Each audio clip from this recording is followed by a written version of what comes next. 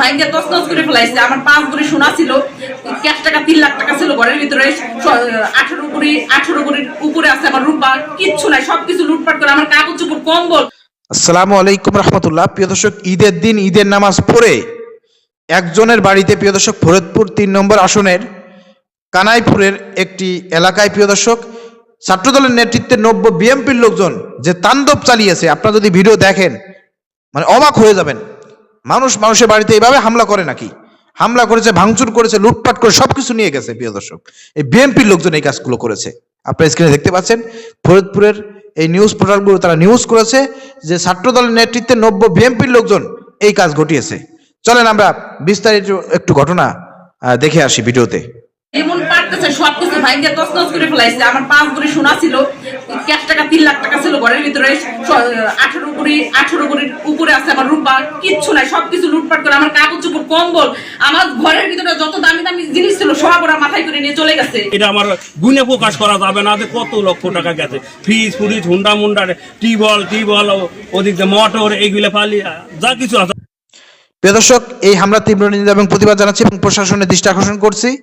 যারা এই ঘটনা ঘটিয়েছে তাদেরকে অতি শীঘ্র গ্রেপ্তার করে আইনের আওতায় আনতে হবে। এবং 3 নম্বর আসনে যে মহিলা এমপি রয়েছে বিএনপির, তার উচিত এখানে যারা হামলা করেছে, আপনার নির্বাচিত আসন আপনার দলের লোক যেহেতু করেছে, অতি শীঘ্র তাদেরকে গ্রেপ্তারের ব্যবস্থা করেন। যদি গ্রেপ্তার না করেন তাহলে বুঝতে হবে আপনার ইন্ধনে কাজ হয়েছে এবং বর্তমান বিএনপি সরকারের ইন্ধনে কাজ হয়েছে।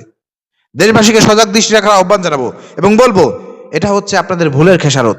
আপনার জামাতের প্রার্থী এখানে ছিল মোহাম্মদ আব্দুল তৈয়ব স্যার, তাকে আপনারা এমপি বানান নাই। এখন আপনারা ভোগান্তির শিকার হবেন। এখন বুঝবেন আপনার জ্বালাটা কারে কয়। বিএনপিকে ক্ষমতায় আনেন, তাই না? এখন বুঝবেন জ্বালা কাকে বলে, কত প্রকার কি কি। আরো বেশি বেশি ক্ষমতায় আনেন। ভালো মানুষ তো আপনাদের পছন্দ হয় না, কি বলবো, ভালো মানুষ পছন্দ হয় না,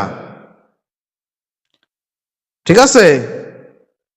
তো যাই হোক প্রিয় দর্শক, আমরা প্রশাসনের দৃষ্টি আকর্ষণ করছি, দ্রুত তাদেরকে গ্রেপ্তার করা হোক, শাস্তির আওতায় না হোক। যদি আনা না হয় তাহলে বুঝতে হবে এগুলো কাদের ইন্ধনে হচ্ছে। তাহলে মাথায় রাখেন, ভিডিও শেয়ার করেন, সবাইকে জানিয়ে দেন এবং সতর্ক থাকেন। আগামী দিনে নব্য ফ্যাসিবাদকে এই বাংলাদেশের মাটি থেকে মুছে ফেলার জন্য আবার আমাদেরকে ঐক্যবদ্ধ হতে হবে, আবার রাস্তায় নামতে হবে, জীবন দিতে হবে। এর জন্য আপনারা সবাই সতর্ক থাকেন। এভাবে মেনে নেওয়া হয় না। ঈদের দিন এইভাবে মানুষের বাড়িতে কেউ হামলা করে? মানুষ কতটা নরপিশাচ, কতটা খারাপ মানুষ চিন্তা করেন, কতটা অমানুষেরা মানুষের বাড়িতে এইভাবে হামলা করে ভাঙচুর করে সবকিছু লুটে পুট করে নিয়ে গেছে। তীব্র নিন্দা এবং প্রতিবাদ জানাচ্ছি এবং এগুলো আমি মনে করি যে প্রধানমন্ত্রীর তারেক রহমানের এটা তদারকি করা দরকার, যে কারা এর সঙ্গে জড়িত তার নিজে এখানে এসে এগুলো করা দরকার। এর দায়ভার অবশ্যই তারেক রহমানের উপরে আসে, এর জবাবদিহি তাকে করতে হবে।